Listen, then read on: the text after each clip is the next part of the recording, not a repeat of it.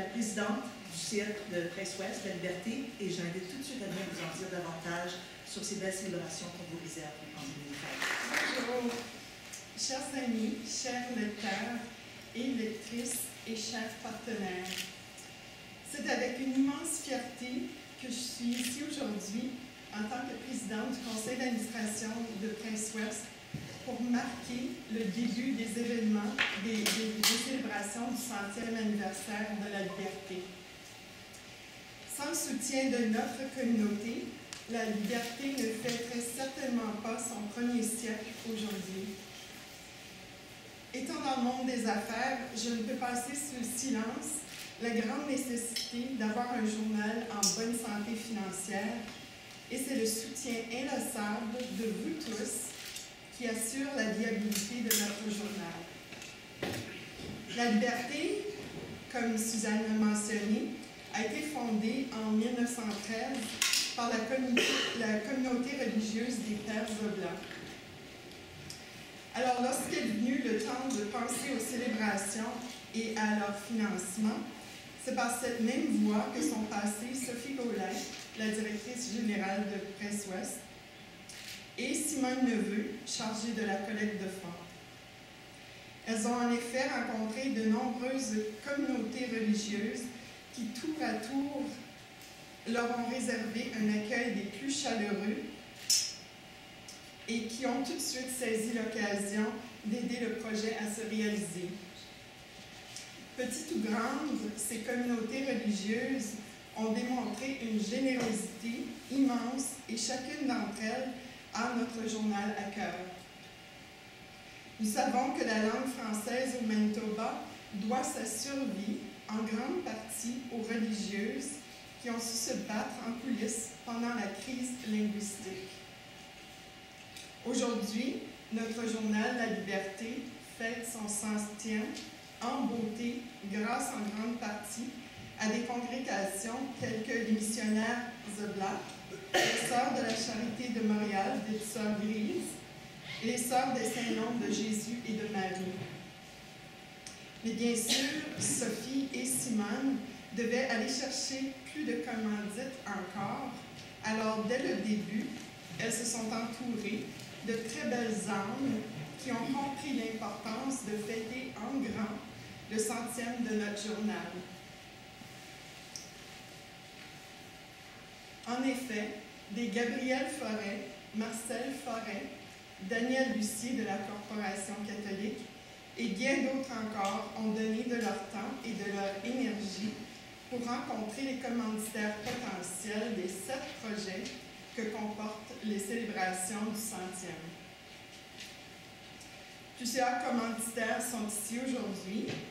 Je pense entre autres à notre commanditaire Diamant, qui souhaite rester anonyme, mais dont la générosité ne peut être oubliée. Je pense aussi à nos commanditaires Or, soit le Caisse Groupe Financier, et à la division scolaire franco-manitobaine, qui depuis des décennies nous montre un appui sans faille en étant des annonceurs d'une fidélité exemplaire. Les pages dans nos écoles ainsi que les copies du journal financé par la DSFM et envoyées dans les foyers de leurs élèves chaque semaine contribuent au succès de notre journal. Quant au soutien de Caisse Groupe Financier, quel lecteur de la Liberté n'a pas remarqué à chaque édition le bandeau publicitaire de la Caisse à la une? Sachez que la Liberté et la communauté dans son ensemble sont très reconnaissants de l'appui que vous nous avez fourni en tant que commanditaire. Nous comptons aussi parmi nos généreux partenaires les commanditaires Argent, soit les missionnaires Oblats, la Corporation catholique de la santé du Manitoba, la firme Thompson Dorfman Sweatman et la division scolaire Louis Riel. J'aimerais aussi souligner nos commanditaires bronze, soit l'Université de Saint-Boniface, l'Archidiocèse de Saint-Boniface, la Société d'assurance publique du Manitoba, la ville de Winnipeg et la firme Taylor McCaffrey. Et bien sûr, la présence de nos commanditaires amis, soit les Sœurs Grises des Saints-Noms de Jésus et de Marie, Travel Manitoba, le CEDAM, World Trade Center Winnipeg, GNR Camping World, la Banque Royale du Canada, Pembina Consumers Co-op, Manitoba Lotteries Corporation et Manitoba Liquor Control Commission. Mais ce n'est pas tout. Plusieurs autres personnes, organismes et entreprises de la communauté nous ont appuyés financièrement dans notre collecte de fonds. Je vous encourage à consulter le feuillet qui vous a été remis avec le communiqué de presse pour connaître la liste complète des donateurs. Depuis le début de l'année 2012, où ce projet de célébration s'est développé, j'ai été agréablement surprise de voir la mobilisation de toute notre communauté derrière son journal. Nous avons fait appel à des gens d'une grande expertise dans des domaines variés afin de nous conseiller pour le déroulement des festivités. 2 comités organisateurs ont vu le jour et on y compte des gens aussi exceptionnels que Bernard Bockel, Hélène Bolger, Lucien Chaput, Hélène Clément, Luc Côté, Yann Dallaire, Suzanne Boulay, Éric Lafrenière, Michel Lagacé, Annie Langlois, Sylvie Lantier, Gilles Lesage, Marie-Claude McDonald, Suzanne Miro, Guy Jourdain, Mariette Muller ou encore Louis Paquin. Un autre comité ambassadeur qui nous a suivis jusqu'à Toronto lors du dernier gala de concours de journalisme canadien, le National Newspaper Awards, où plus de 500 journalistes de la presse écrite quotidienne au Canada se retrouvent pour des prix d'excellence. Sophie y jugeait le concours pour une 3e année consécutive.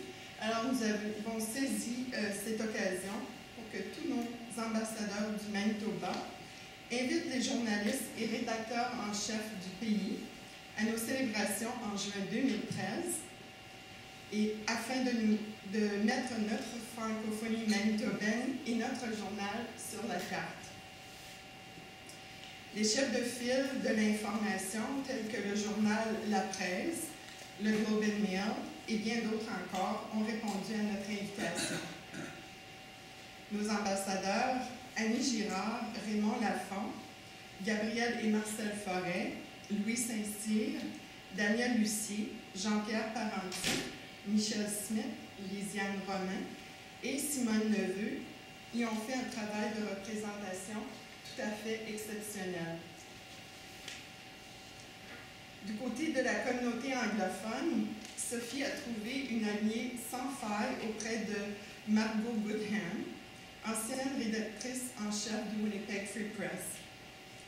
Celle-ci s'est assurée que les ponts établis avec la liberté continueraient avec son successeur, Paul Salmon, qui je crois est ici aujourd'hui.